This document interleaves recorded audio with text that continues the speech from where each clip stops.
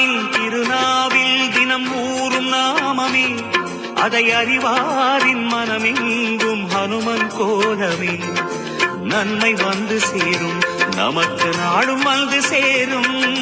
நன்மை வந்து சேரும் நமக்கு நாடும் வந்து சேரும் ராமநாமமே அன்பெனும் மலையில் அனுதினம் பெருகும் அமுதம் ஆகுமே